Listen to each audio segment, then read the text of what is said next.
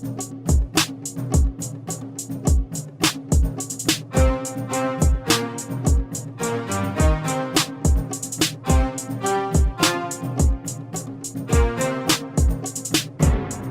listening to Rookie Pirate Radio, the official anime and manga podcast for InBetweenDrafts.com. I'm John Negroni. And I'm Travis Hymas. And today we are doing a manga recap of One Piece Chapter 1125, titled What Death Means. And Travis, I think after that presidential debate, I don't need Oda to tell me a thing about death, am I right? Amen. I have no bit for that, just amen. As usual, we are not going to be discussing American politics, thank God. We're going to be discussing spoilers instead for the One Piece manga up until this point. So, if you have not yet read Chapter 1125, be sure to do so now for free on the Viz website or the Shonen Jump app linked in the show notes as always. And remember, all new One Piece chapters are available to read for free up to 3 weeks right after they come out. But if you want to read all the chapters you want, whenever you want, you can always subscribe to Shonen Jump. It is surprisingly pretty good deal, pretty affordable. And Travis and I both are subscribers and recommend you do so, and they are not a paid sponsor. We just want you to be able to read all the One Piece you want worry-free. So there you go. Yeah, and you can read Dan to Dan now, which is great. Yeah, I think you're going to be watching that movie in... Oh, sorry, Travis, 1 second. Looks like our producer, Rookie Pirate, has slipped me a note. Let's see, I guess I should read this out loud for the broad open there. Yeah, I should read this out loud for some reason. Okay. John, sorry to interrupt the broadcast, but I can't let you forget to tell all the listeners about the worst thing that has ever happened in the history of anime journalism and its adjacent media enterprises. That is, of course, Travis Hymas allowing you to start an Anime of the Week column. Oh, Rookie Pirate, how you tease. That's so mean. But Travis, why did you allow me to do that? That's actually a pretty fair question. Because you agreed to do it every week. Now, Travis, I know usually this is the part where we talk about the Discord and how fun it is for people who listen to the show and enjoy In Between Drafts content across the spectrum of media, that is film, TV, books, games, music, and more, to be able to kind of just jump in there and have these communities and hang out with us, chat with us directly, particularly for this podcast. But this Anime of the Week thing, this is a little different. It's a little spicier. It's not a fun topic necessarily because it involves me, of course, making bad decisions. Well, it's not meant to be that, because I originally thought that we would call this something like John's Hyperfixation Corner, but we decided that was a little too limited in scope. And then also several other writers would be mad that only you got a Hyperfixation Corner. So we went with your original idea instead for a name. We went with the scandal. We went with the controversy. Yeah, but really the idea behind it, at least as I understand from your pitch to me, and editing all of these, they've been up for like 3 weeks now. How amazing is that? Is that there's a lot of anime. There's always a lot of anime. And while we all kind of figure out pretty quickly what the real bangers of the season are, the reality is that, you know, if you're watching those weekly, you sometimes have an extra time on Saturday after you've caught up on everything. What are you going to watch next? Well, that's what Anime of the Week is there for. It's to tell you about that series that's ongoing right now that only has a few episodes out. So it's that perfect moment for you to just add it to your rotation on a rainy Saturday as we're getting into that transition to fall, and, you know, just find something to add more to your plate without it feeling like you're taking on like 4 seasons of a new anime. Mm-hmm. And because it's so new still, you don't have to have too much of like a review structure. This is kind of if you want to know what something is about, but not necessarily have it all ruined for you, John's got your back here on this. Yeah, I'm not reviewing these because what I'm doing, because that's the thing. I don't want people to get it twisted. This is not hey, this is the best anime of the week. That is not, no. It's Anime of the Week, not Best Anime of the Week. Read the headline. You know, this is, like you said, they're shows that I think people should give a shot because they have something to them that's actually kind of interesting and that they might enjoy. And I'm being very, very careful with these selections. All right? I've done 3, and I think at least 2 of them were on Mother Basement's hottest trash of the summer. And that, I wear that with pride. Travis H. Yeah, if anything, it means you've got your finger on the pulse. Right, because, you know, it's funny. The first one was the Osan Newbie Adventurer, and I did listen to Jeff kind of take that anime to task, right? And I was like, everything he's saying is correct, but it's still awesome.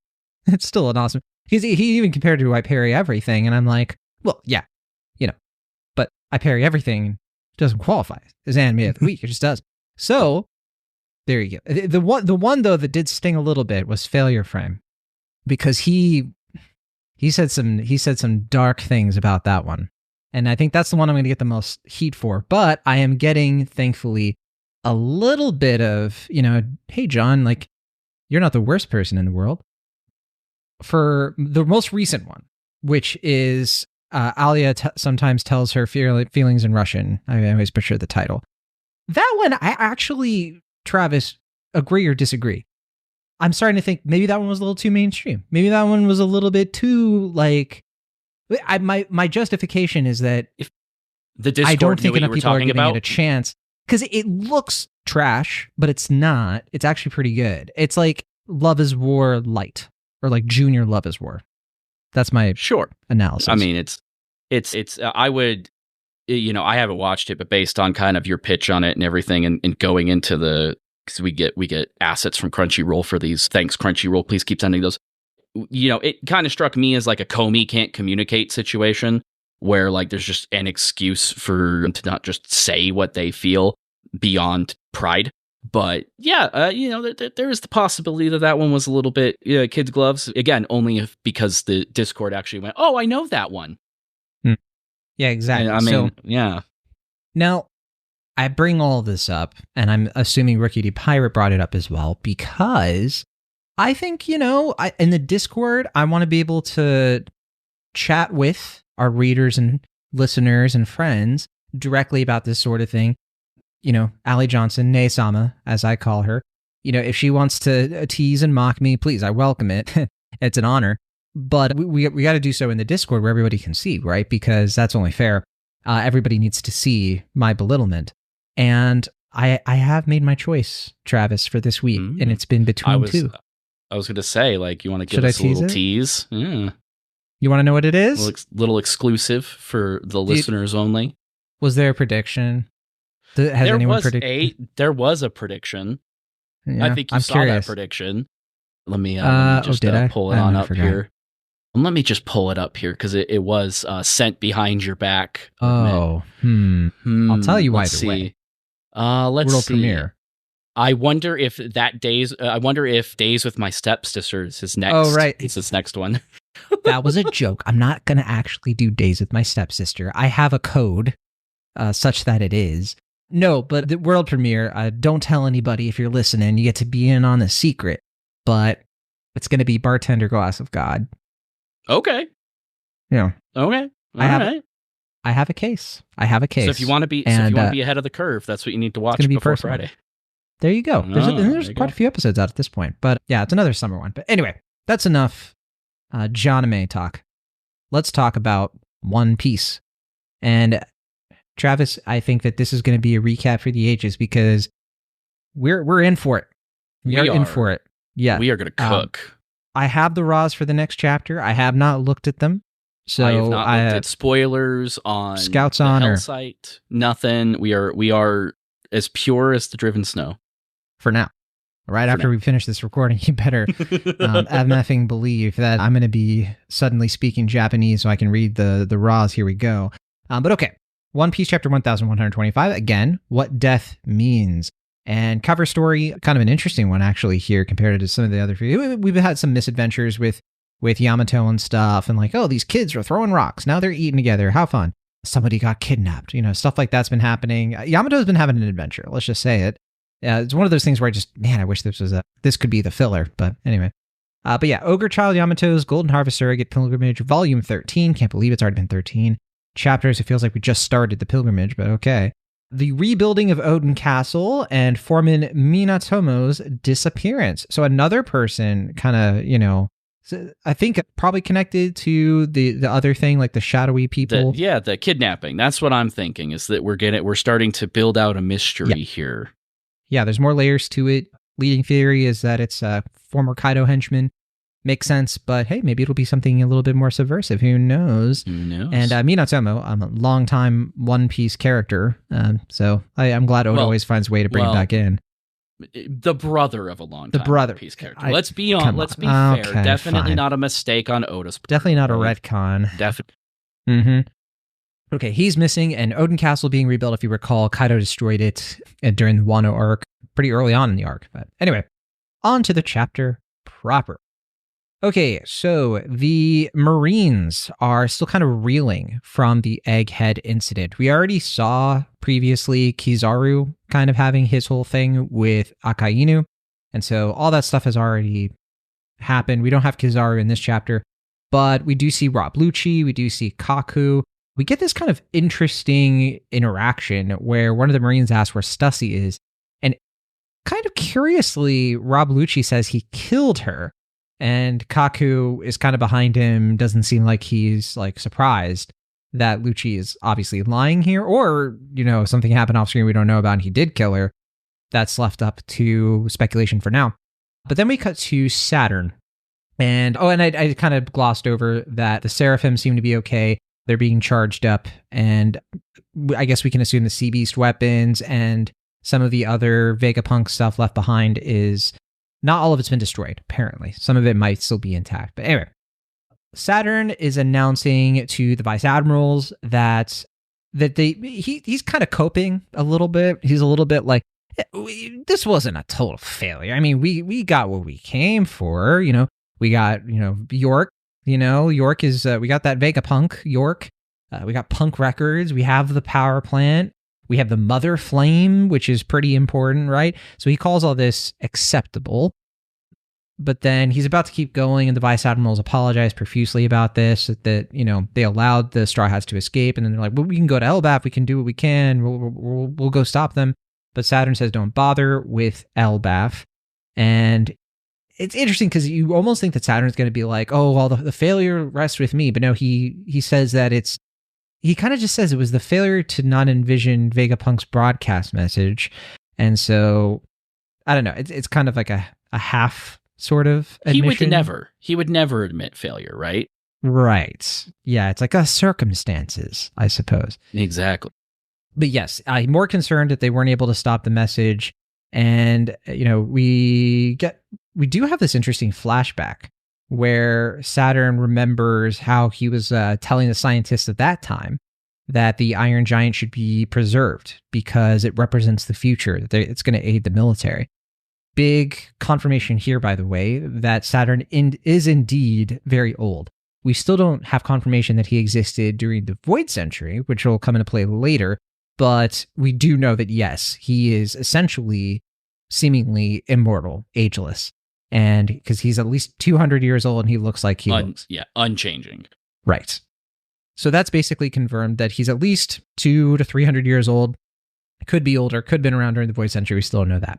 But then we also know that it was his call to keep the Iron Giant, which apparently was eventually handed down to Vegapunk, because these scientists obviously would have died in the last 200 years and all that. He mentions that like it never budged an inch for 200 years, but now it had just moved to protect Luffy. And I think it's Doberman, right? Who we see. Yeah, Vice Admiral right. Doberman, yep. Who is kind of like, hey, so, you know, since it's just us guys, Vegapunk and Doll, I guess, was Vegapunk telling the truth? Like, you know, because I think he's kind of thinking to himself, like, if that's true, that's kind of a big deal. And Saturn does not take that well. He does his, like, head explodey thing on Doberman, but it looks like it just knocks him out. Like, it doesn't fully... Like, actually, it doesn't seem to kill him, maybe? It seems to be one of those things where it really is conditional. Because it didn't, you know, we know it didn't work on Sanji. There's a bunch of reasons why that would be the case. But, yeah. Maybe it's just a lower power level thing. Exactly, yeah. He is a Vice Admiral, so he could probably withstand that to an extent. So, yeah, they say that they need to get the medical team to help him and all that. We also have this interesting scene where York realizes that the island clouds for Vegapunk, for Punk Records, that is, it starts floating, the whole thing starts floating into the sky. So apparently Edison and the other Vegapunks ain't dead, not really. So it's like a final Vegapunk gambit that the satellites apparently were still synced to that main brain. And I knew it, Travis. I knew we were going to come back to that in some way with the main brain, because what else are we going to do with it? And it makes so much sense that Edison would have this kind of final plan to get Punk Records away from York, first of all, but also for this kind of what we see later, where Edison and Pythagoras and Shaka kind of do the Ultraman thing, the Voltron thing rather, where they all kind of merge into one, and Lilith is the only one separated from them at this point.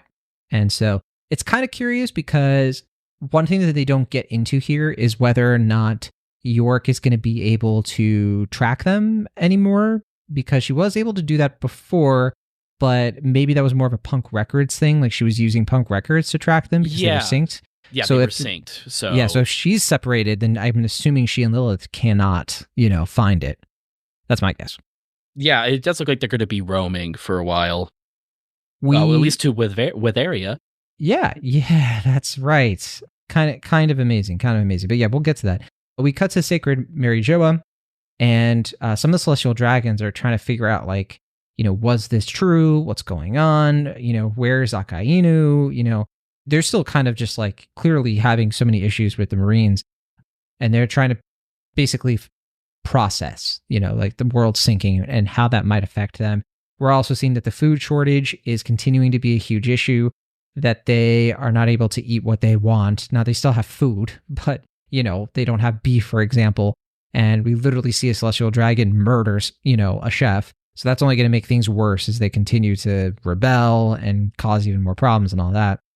But yeah, clearly that's going to be coming to a head, right? Because in the same panels, right, where we're talking about like, oh, the whole world's going to sink and we have no food. Well, where are you going to get your food if the whole world sinks, right? So that's gonna obviously be something that they're going to have to figure out, I guess. It's going to be one of the major contentions of what happens next for the Celestial Dragons and world government on that. We go to the Chamber of Power, and Figerland Garling, the old man, remember this is the old version of the Holy Knight, Saint Garling, who was at God Valley, who we saw execute, what's his name? Not Charlos, but the other Celestial Dragon who stopped Charlos.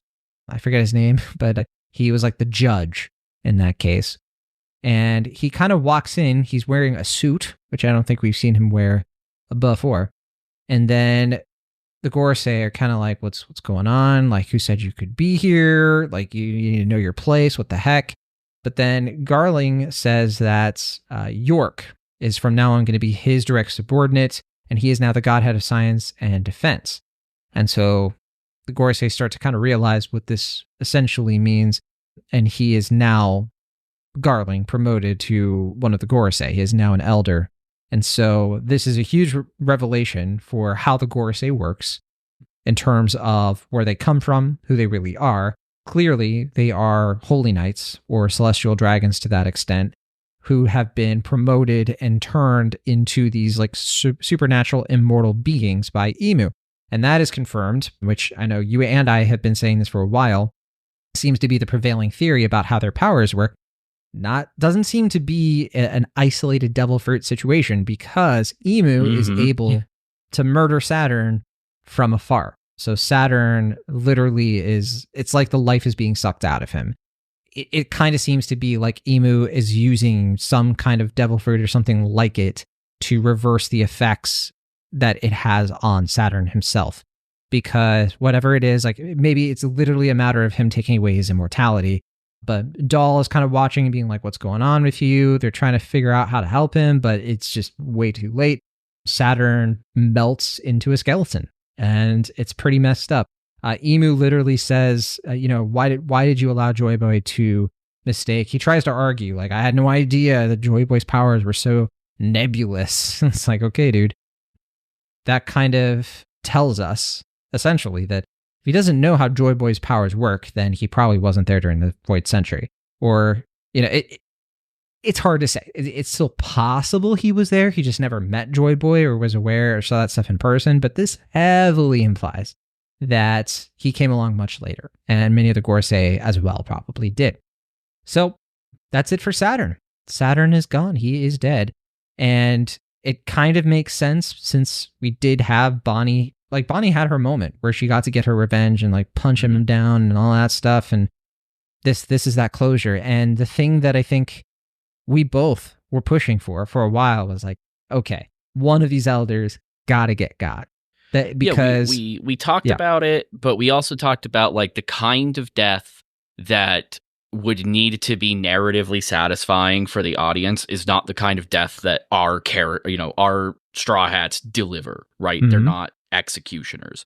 So this kind of solves that problem because, wow, what a way to go. Yeah. Especially because, I mean, what this essentially does for us is show us, too, how unbelievably broken Emu's powers seem to be. The fact that they are the source of this insane power. I mean, we saw the Gorosei were able to withstand so much and do so many incredible feats. We still don't have a clear picture of how much of that is them and how much of it is Emu, but I think we're getting at least a sense that a lot of it seems to be Emu driving it. So yeah, and we'll talk about it more, but we should probably finish the last little bit of the summary. I would surely hope. But then we do cut to Punk Records in the sky with Diamond, and the whole gang is back together. I'm not saying I'm surprised that they're all still technically alive. We have gotten some hints for that, but I'm surprised by how I feel about it. I almost kind of don't like it, just because. Sorry, I'm kind of moving ahead, I guess, in terms of like talking about it, but I don't know. It's like, it just seems like we were moving forward. We were like, death becomes, like, what death means, Oda, is that the character actually dies. But anyway, the satellites seem to still mentally exist. They seem to still be synced with Vegapunk, even though their bodies were destroyed. We see that there are a bunch of other parts that still exist in the factory. So we see a bunch of like York's parts and all of that too. We see Edison's heads. So apparently their existence is a little bit more complicated than initially assumed. Now, there's a couple things they're interesting about this. They were not able to steal the Labo phase, which I believe means that they don't have the Mother Flame still. So I think that means that the Gorosei still have that, but they do have Punk Records. And York, I think it's Pythagoras who says that York still has access here. But at the same time, they don't have it physically, so I guess there are some limitations. And there's confirmation that the brain is still functional. So Shaka, or not, I don't know, it's hard to tell if it was Shaka who says it because the bubbles are a little different. But Shaka does say that it will take 500 years to essentially try to figure out how to I guess manage the brain. I'm not totally sure what they're talking about. So what Edison, because the main staticky bubble is Edison because he has a functioning head. He's saying that they're going to have to maintain Vegapunk's brain. Oh, there you go. Until society can take on the knowledge and actually access Punk Records. But Shaka says, well, that's going to take 500 years. Yeah. Okay, that makes more sense. I genuinely was struggling with that, but okay, there you go. Which makes sense because that's what Egghead was, right? 500 years in the future. Right.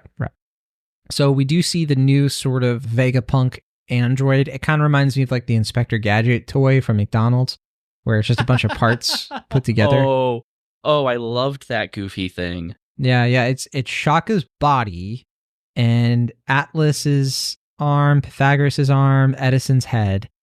I think it's cute and fun.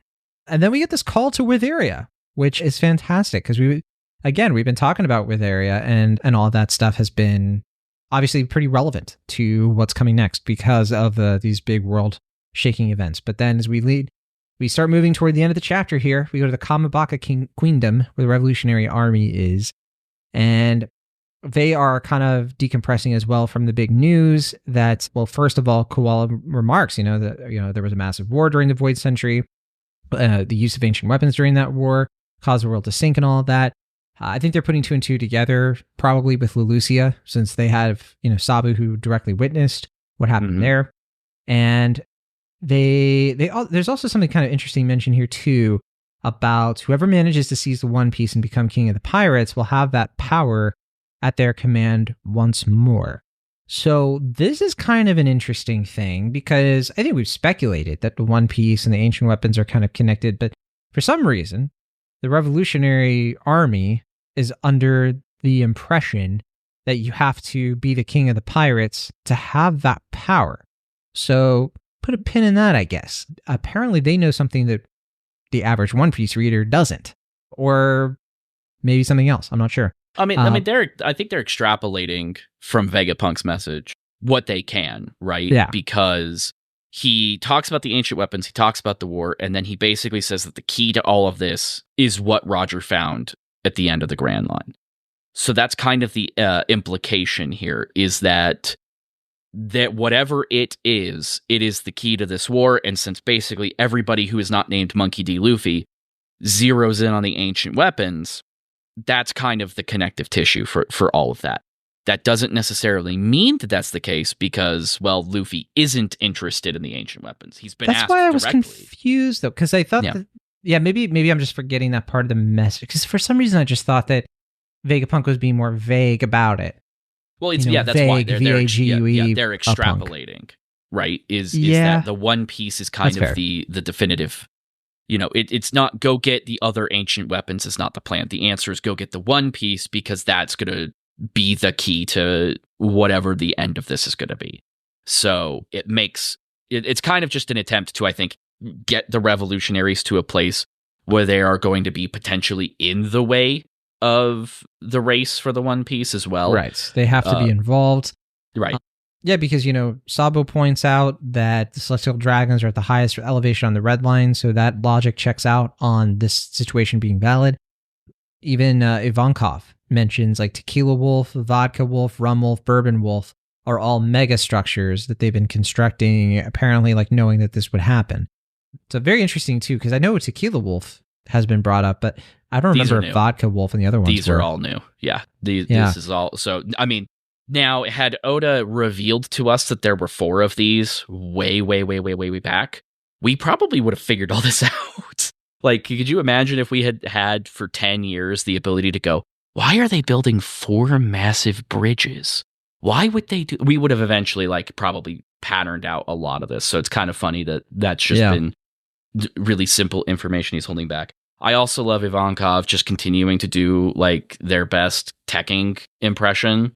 It just be a very emotive One Piece theorist this whole arc. It's a great geography is everything according to Ivankov. Yeah. But yeah, so essentially the Revolutionary Army is a gaggle of One Piece YouTubers. I love to see it. But yeah, so then we get to Dragon, who finally talks. Thank goodness. It's about time. No more ... from Dragon. But he says this demands a swift resolution because it won't be long before the people of the world begin to fight over safe ground. So I'm going to 2 thoughts on this, and this is the end of the chapter, by the way. Chapter's coming out next week. It seems to be that their plan is okay, get the One Piece, but also the world's going to sink no matter what, so we need to do something to, A, stop it from happening quickly, and B, figure out how to save everyone, which I think is very interesting because we haven't talked that much about, what do they do necessarily? Because if they can't stop the world from sinking, that's already, you can't really reverse it, then what are they going to try to do next in order to, help everybody? So the weather clouds, I know we've talked about, is a big thing, and, creating a new society and all that stuff, but I don't know. I don't know if that's really how the story ends. Okay, well, here's me cracking my knuckles here to start pulling themes together and tying some hockey knots of my own for later. This chapter starts with the replacement of a Gorosei, and it ends with the Revolutionary Army. And that's because, over the course of this arc, Oda has been weaving these 2 elements properly into the primary conflict. For the majority of One Piece, these old men have basically existed outside of the central narrative. They've been this mysterious thing, sitting on chairs, and to a certain degree, the revolutionaries are the same thing. The meme about Dragon doesn't do anything is the exact same thing as the Gorosei don't do anything.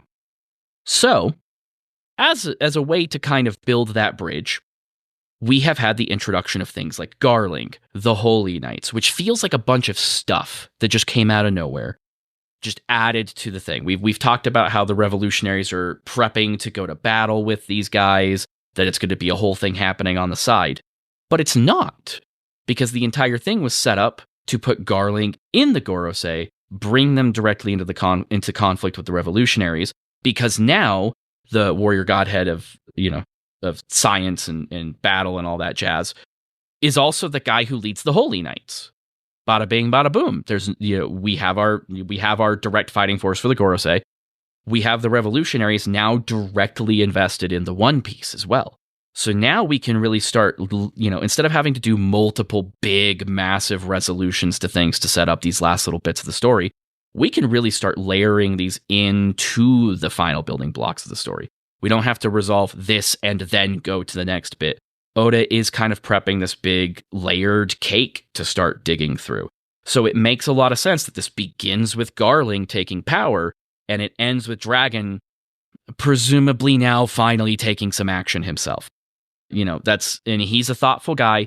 He's a planner. He's not much of a talker. That's why he was just sitting there absorbing all of this so that he could come to this conclusion at the end. He doesn't need to speculate. He needs to make a plan of action. So I imagine that because Elbaf will probably also be an arc where we do cutaways because this is just how we do things now, we're going to see that plan start to take action. We're going to see what the solution ends up being. Yeah, because they already have taken the fight to Mary Joa, so I don't think they're going to do that again. They're in the Grand Line right now, as we know.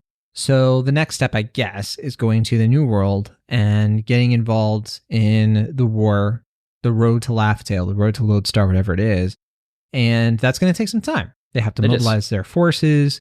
They have to sneak into the New World and do all this stuff. How they're going to do that quickly and efficiently, I don't know.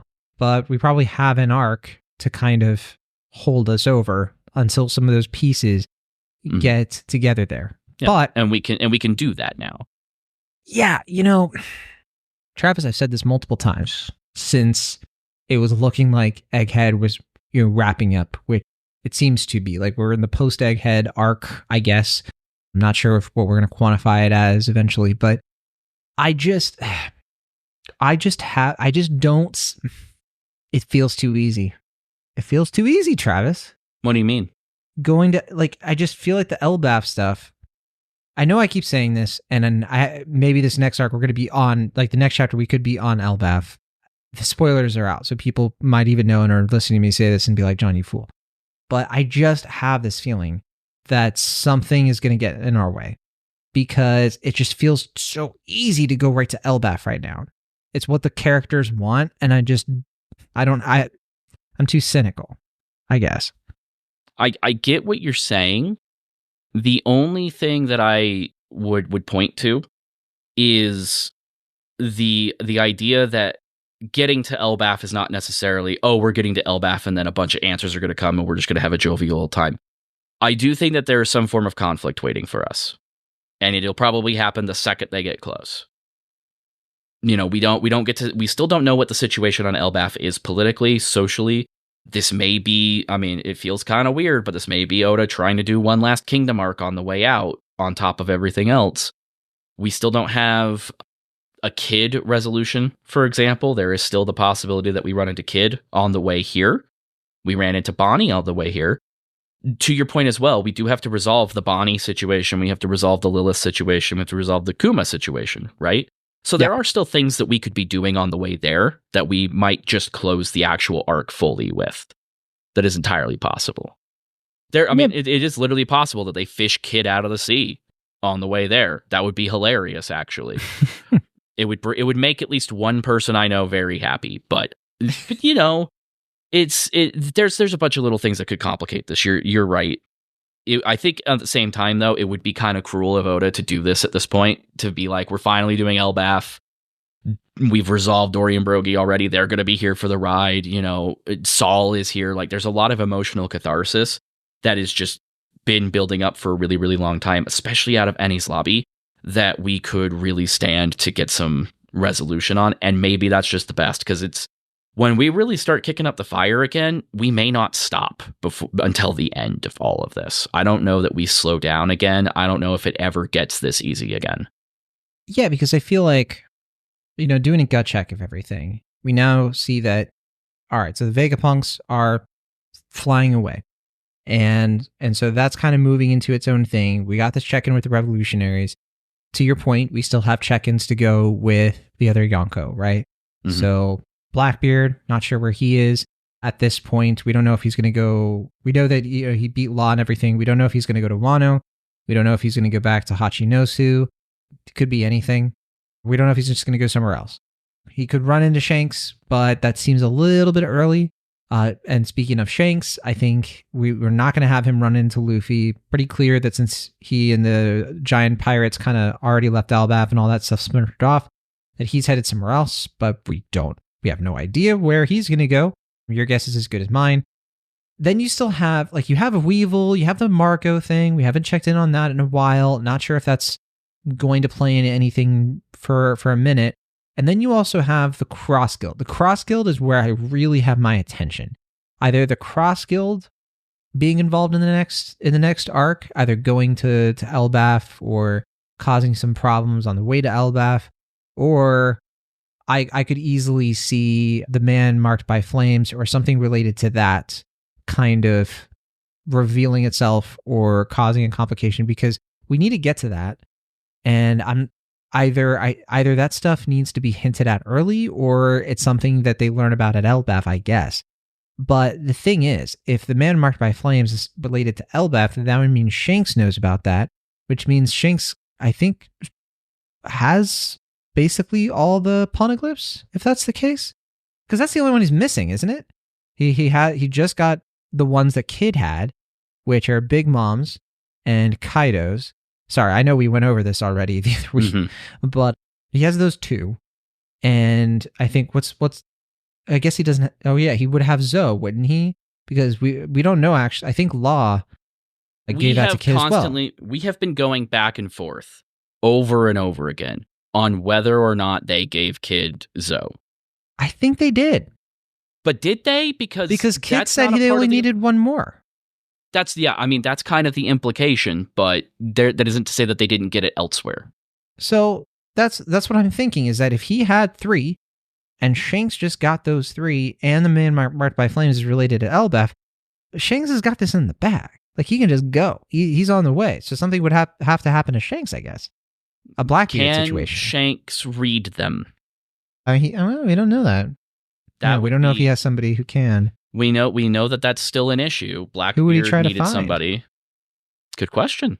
Yeah. Jeez, it's almost like there's this really, really interesting theory about Luffy and Shanks finally encountering each other and resolving any potential conflict, not with a giant hockey battle or anything, but some kind of funny concept introduced in the pre-time skip that hasn't come back yet, but would allow Shanks to reasonably claim Nico Robin's talents for his own. Jeez, I wish I could just put my finger on what that might be. A Skypea dial. I'm not good at this. So close.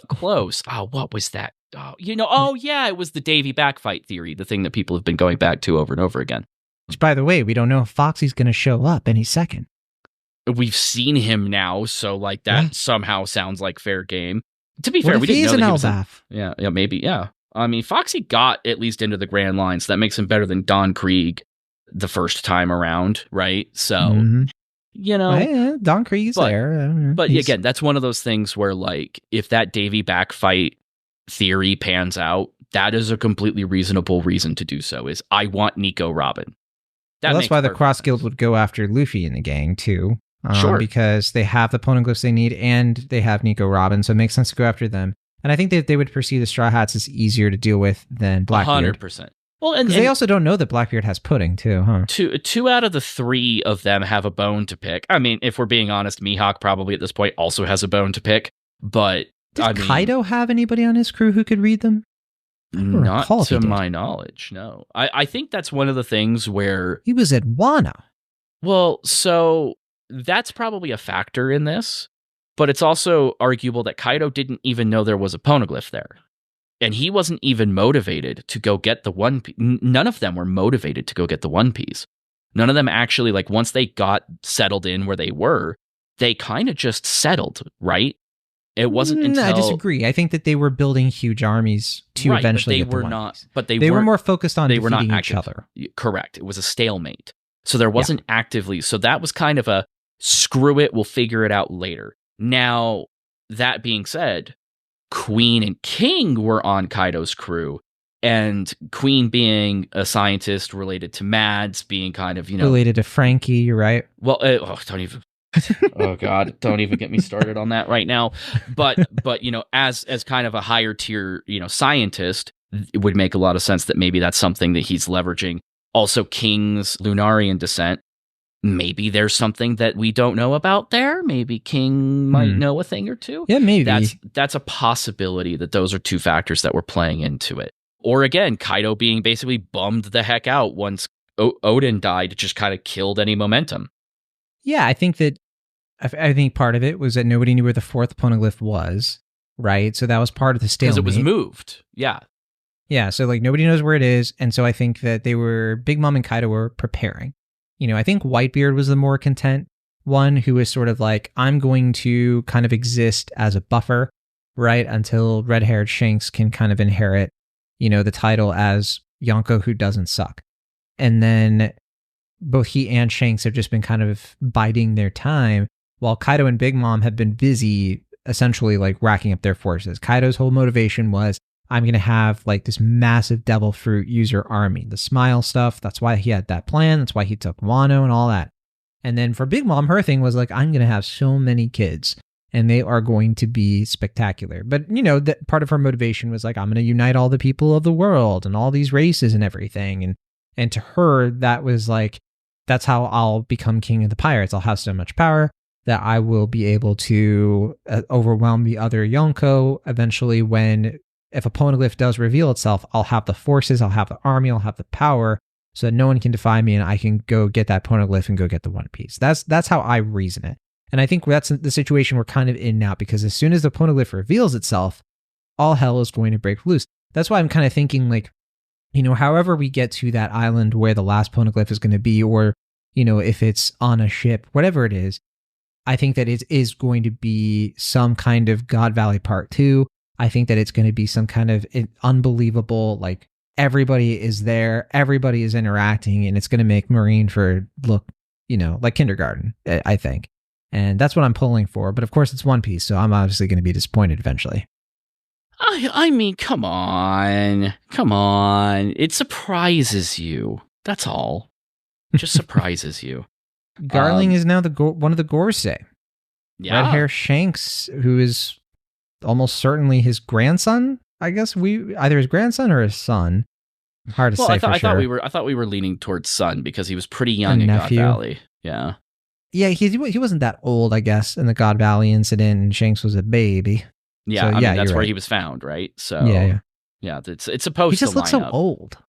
But I guess Shanks is in his 40s, so yeah, it's that Oda draws young adults and then old men, and usually nothing in between. So it's kind of hard to nail that down. but yeah, it's kind of surprising how obvious it is in hindsight that was the plan. But I got to admit, I was a little taken aback. I was like, oh, that makes sense now. And now we know like why he was in the spread for like the One Piece race and all of that, because clearly he's got some ambitions. This is not the first time the Gorosei have been like, hey, know your place, kid. Yeah. Yeah. It makes you wonder too, like, how much do the Holy Knights know? Right? Garling does not look like a man who is surprised by everything that's happening right now. I'm assuming he's now getting his, devil emu powers, and he's just kind of like, yep, this is it. This is what we're doing. That's a good point, because Doflamingo knew, right? And he didn't know when he was a child, or did he? We don't know. I mean, we know that he's aware of some kind of treasure and some kind of secret. I think he knows. Because there have been so many dissections of his little hints during Dressrosa at like what that treasure was. Like, it was very clear at the time that he was referring to a living being, not an item. So I think he knows everything, and that's why they were willing to just let him do whatever. But when did he learn that information, I wonder? Kind of wild that they'd be like, he can do whatever. It's like, if you're the Gorosei, you're like, let's assassinate him because we're the Gorosei. We can do that because we're very powerful. It still drives me. It's because he's a celestial dragon, right? They still elevate their own, right? Like, they buy their own hype. When Saturn talks about insects, he's not like lumping Charlos into that, right? Charlos sucks, but to the Gorosei, no, he's a celestial dragon. Like, those laws apply to all of them. So it does make a modicum of sense that they would be sympathetic to Doflamingo, who probably can't just come back to Mary Joa because of their policies, but they don't necessarily want to, just immediately eliminate him, right? They have a soft spot for him. He is still genetically superior, right? I think it's the same thing with Shanks. Shanks has been allowed to know things and run around with, all this a little bit with a little bit less control than you would expect because it makes you wonder. It makes you wonder when Shanks would have found out that he was a celestial dragon. I would guess. I wonder if he did. I wonder if he did, because we still don't know if that visit to Mary Joa was him or not. Right. And if it was, I would assume that he's known for a while and that Roger told him, or, something happened. I think it could be something after Roger's death, but I don't know. You know what? It's possible that just telling him that he was a baby at God Valley, he just pieced it together. Well, yeah, I mean, he is a smart guy. He was like looking at Figurling Garling, who was there, and, was like, oh, okay. Or Garling himself gave Shanks to Roger and was like, you'll understand someday, kid. We may be enemies, but Shanks for helping me out. He misspoke. And then he was like, Shanks for helping? What? Oh, I guess I'll name this Shanks. Okay. So Garling's whole thing is like a galaxy brain move, huh? He's like, I may have been, Shanks, I may be your father, but Roger's your daddy. Tweet some comments. Give him the old James Gunn. Straw Hat Luffy 7, Michael Rooker, some would say.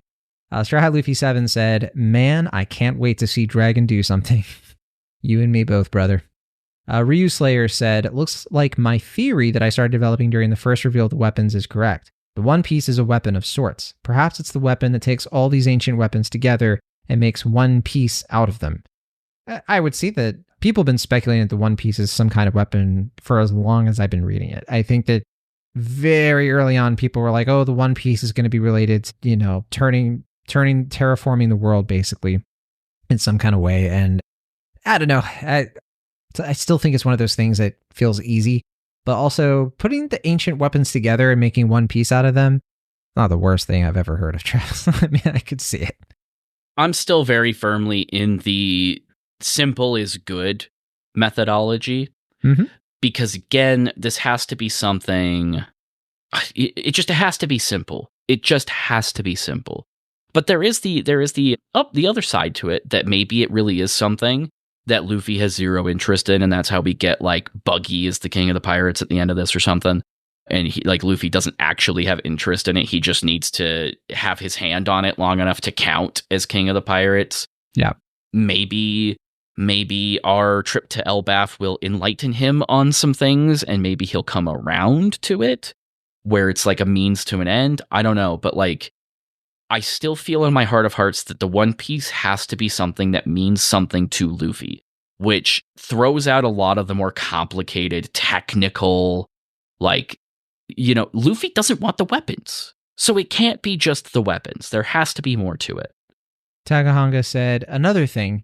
So the Marines, at least the Fleet Admiral and Admirals, knows the Five Elders are really old, or undying. Surely they know they're not giants, or whichever race in One Piece has long lifespans.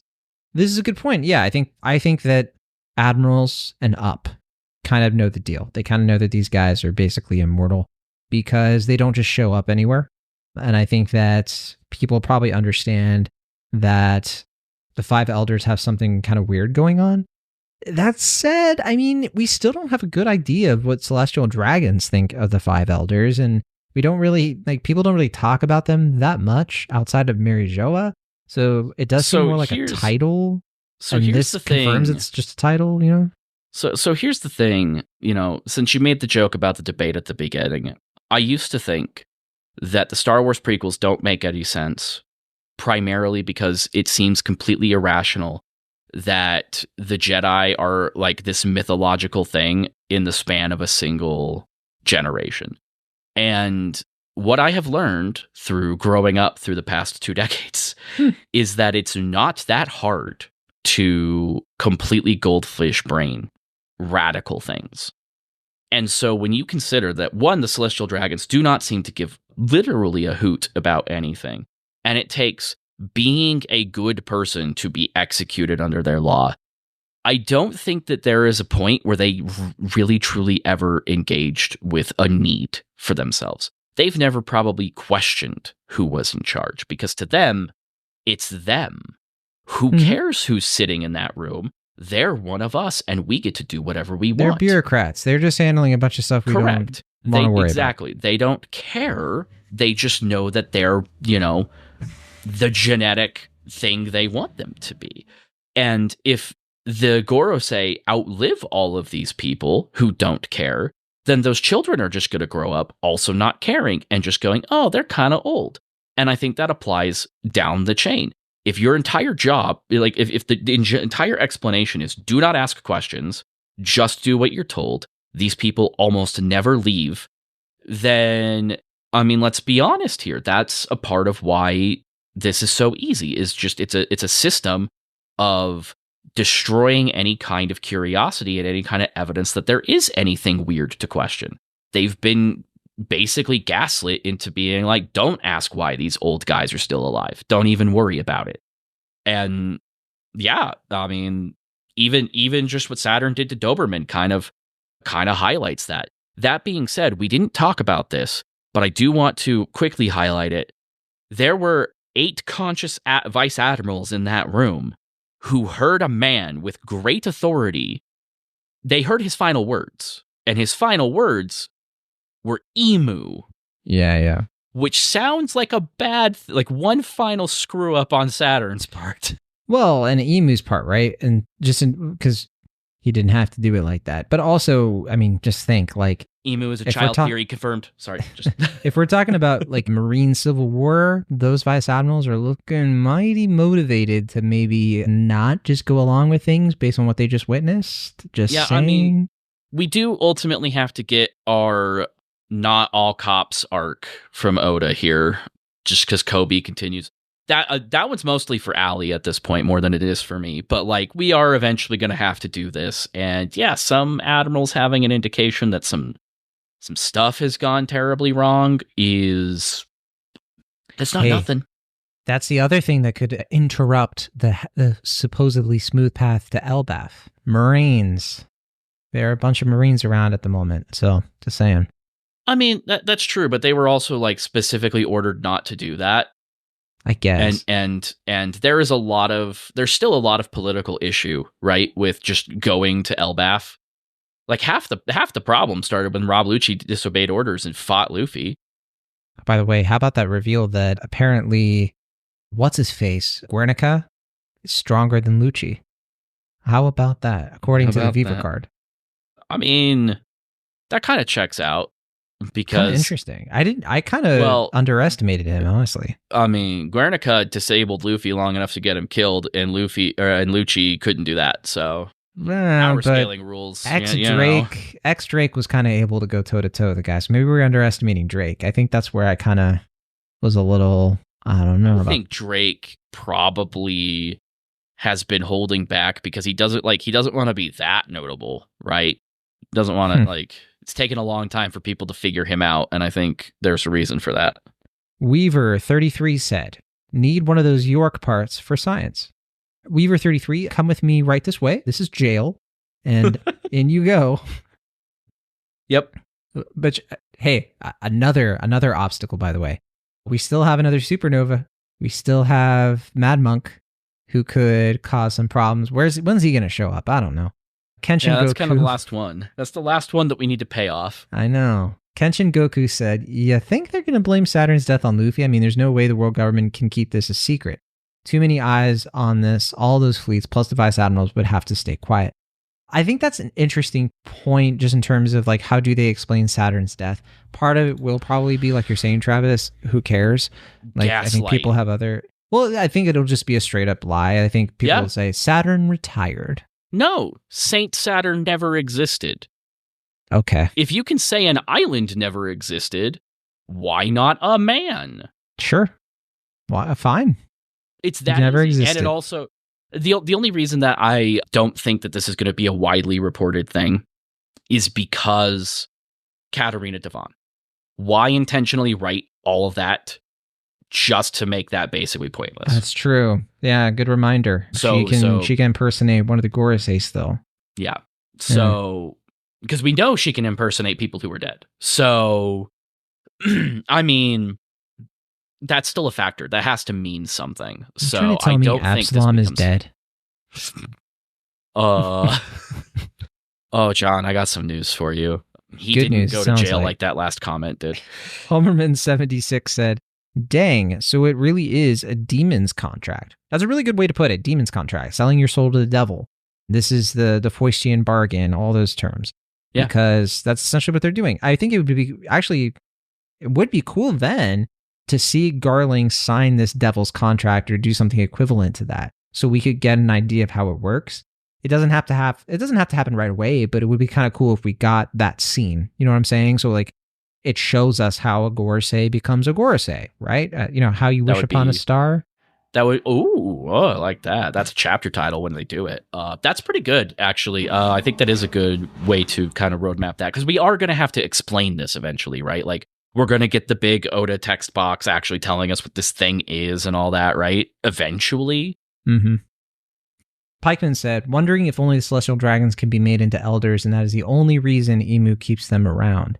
Yes, I think that elders are exclusively celestial dragons. They would have to be. Like, who else would have that kind of authority that's supposed to be the quote-unquote gods?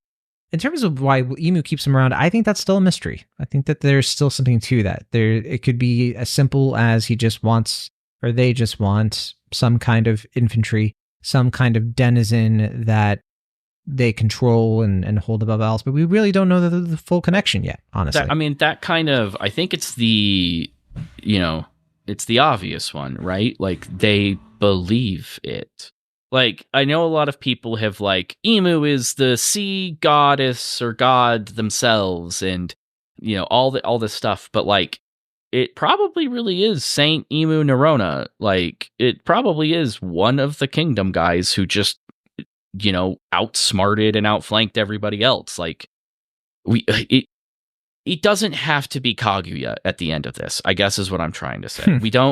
We don't actually need Luffy to kill God. We did that already, like, forever ago. Like, it can literally just be a guy who got crazy powers, because that's what One Piece is. Like, why do they keep the celestial dragons around? Because he's one of them. Because they buy into it. Like, that's the point of it, right? Like, sure, he doesn't necessarily, like, maybe Emu's not like inbred or anything, but like the concepts of superiority, that all applies. That has to. Otherwise, why was there a war? Why was there a conflict at all? Like, what is Emu's ideology at that point? Yeah. Primal X3 said, an exciting sequence of events. So much happened. From the reveal that it was Saturn that kept the Iron Giant around, only for it to backfire on him as a Veghead, to the surprise of the Vegapunk surviving in a single body. Hopefully they can use the spare parts to make patchwork bodies to transfer the others into later while they travel the world, but I do wonder what will become of Stella. Is he unconscious inside Punk Records' giant brain, or did his piece of the consciousness perish?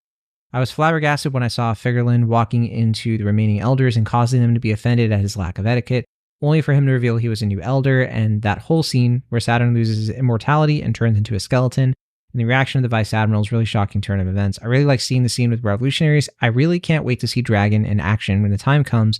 Will it be up against a God Knight or perhaps somebody else? So for starters, I would say that I think that for now, Edison is the only one who wasn't destroyed. They're all going to be in Edison's patchwork body. I think that's the logic we're going with here. So I don't think that they're going to be able to split off again.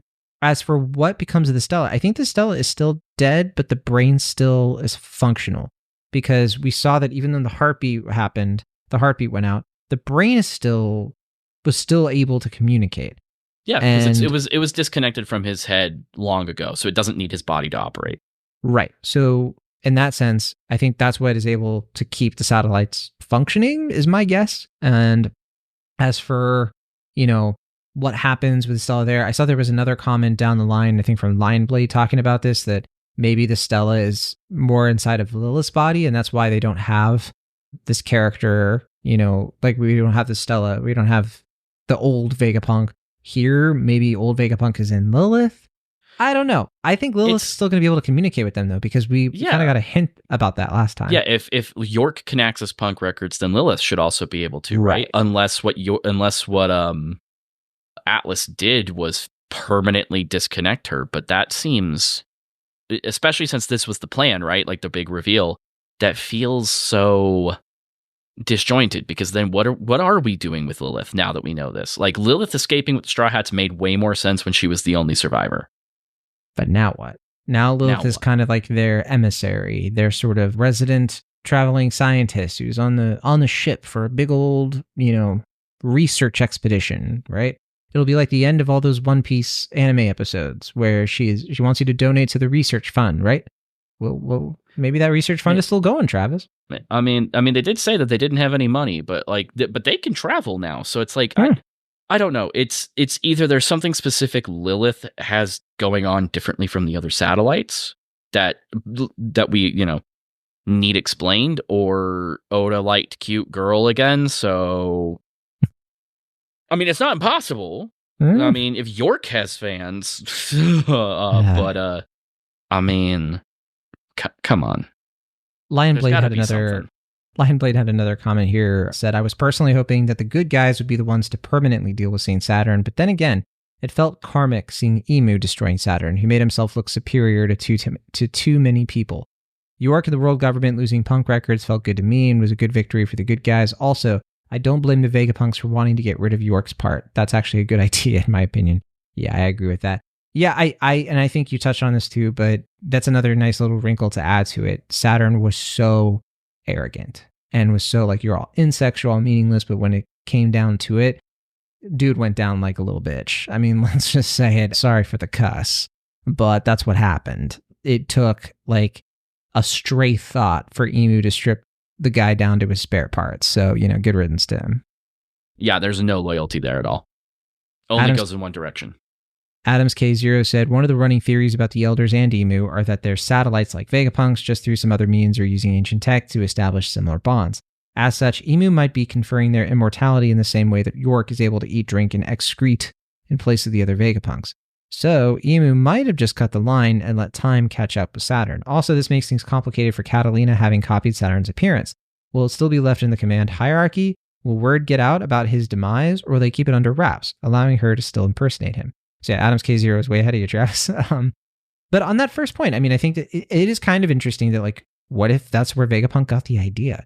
Maybe Vegapunk stumbled upon something he wasn't supposed to in the Holy Land and was like, this would work really well for the satellite idea that I have. I like that idea a little bit. The only thing about that is I think that betrays the idea that Vegapunk got this from the O'Hara research, that like this was him continuing that. If it was just something he stumbled upon while he visited the Gorosei, I don't know, that feels a little bit, it takes away from that impact. Fair enough. Really like that bit. Fair enough.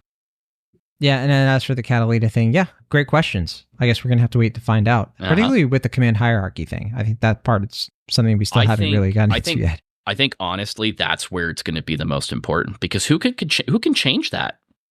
Yeah. Sepher J said, most important thing learned in this is Saturn was at least 200 years old, probably goes back to the Void Century. Either they are near immortal or possibly have clones. But again, Saturn didn't really know about Joy Boy's powers, so that's a clue that Saturn wasn't around during the Void Century, but nevertheless. Sepher J also said... You know what? Sorry, before you finish that, go to the next thought. What if he's referring to Emmett having Joy Boy's hockey? Because that's what actually happened, right? That's true, I guess. Because like then I thought he was commenting on the whole thing, though, of just like the way that Luffy was able to foil. I'm just saying it's kind of nebulous, because they knew that he had the fruit already, but they didn't know about Emmett. They didn't know about the hockey, and that clearly is what particularly perturbed Emu. And I mean, maybe Emu just doesn't even realize that it was the robot. Yeah. Maybe he genuinely thinks Joy Boy's out there now.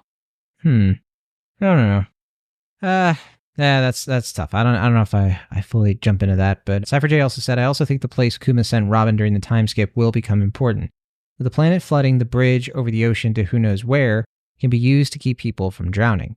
They are expecting fights over high ground. That is very high ground. But who knows how many people kingdoms people/kingdoms actually know about. My suspicion is the ancient kingdom existed and was highly advanced, but had a Star Trek-like no interference policy. Either some from that kingdom or others who stumbled onto that kingdom decided they could rule the world with that kind of power, but they didn't get it at all. They didn't get it all, but convinced the other kingdoms that the ancient kingdom was evil and out to destroy them all. And they rose to power as the ancient kingdom either did not fight back, left, or destroyed itself to keep the evil ones from gaining the power. Looking forward to seeing what Figureline's demon form is. Anime is now getting into what actually happened at the Reverie. Oh, we don't have to get into the anime. That's a whole other thing, huh? But yeah, I mean, it's another fun in theory. I don't think it's really based on anything too specific. It's just speculation. So interesting. Yeah, maybe.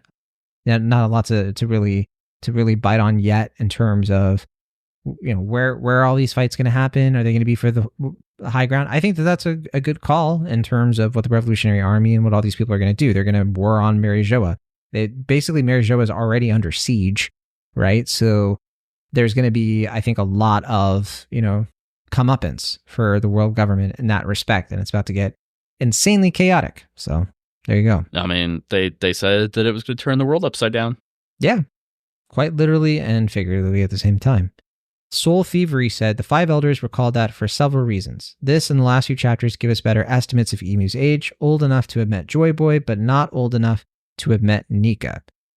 I guess, but that's the thing. We don't know if Nika really exists the way that, I think that you and I both kind of like the idea that Nika was more of like a comic book hero, like a fictional character in some ways, or maybe. Yeah, we've been leaning that way for a while. I think we're going to get some more clarity on that here in Elbaf as well, since that seems to be where he originates from, which, makes everything kind of interesting. But, I mean, it could really go either way.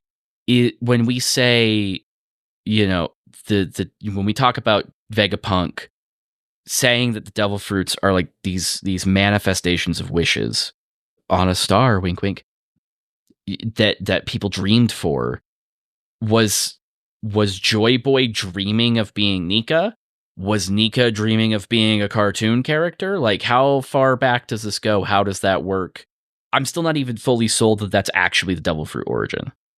There's a lot of stuff still technically up in the air, but I think I at this point lean a lot more to Nika is like a fictional godhead character for storytelling more than he was a guy and we have to do 2 ancient flashbacks instead of 1. One last comment here. Black Knight Halberd 42 said, Saturn died like every Indiana Jones villain at once. Maybe the most hardcore One Piece villain demise to date. Yeah, I saw a few comments that were kind of like, if we're going to get an on-screen death, this is the kind that we want to watch or see. Can't wait to see it in the anime. But yeah, so then they continue. Karma was a long time coming, but his ambition and pettiness finally caught up with him. He allowed the newest awakened Nika user to escape, created a second one through his experiments, nearly cost them the Pacifista army, and allowed Vegapunk to blow one of their biggest secrets wide open by going rogue on the Iron Giant. He hasn't been an active antagonist very long, but he's up with Doflamingo and my best One Piece bad guys. Almost a tragedy to lose such an eminently hateable antagonist so soon after Sukuna. Excellent exit. Garling has humanoid from soft boss energy walking into the Elder's room. If anyone got a shot at matching Saturn's hateability, it's him. Hope we get some appropriately messed up explanation for how a society is decadent and stupid enough to not realize the outside world sinking means no more food somehow produces actually competent and intelligent fighters like he seems to be. I love all this. I think that it really says something, that we did our villain tier list, right? And I think like we were kind of holding back a bit on the Gorosei because we're like, well, we at the time we didn't know like exactly what they could do. If I recall. Yeah, we really ate crap on that, didn't we? But yeah, he just kind of came in and I don't know if he's like one of my favorite One Piece villains or anything like that. I just think that he's a different kind of villain, and that's what makes him interesting. He's not just like piece of crap though. He's an S tier piece of crap though.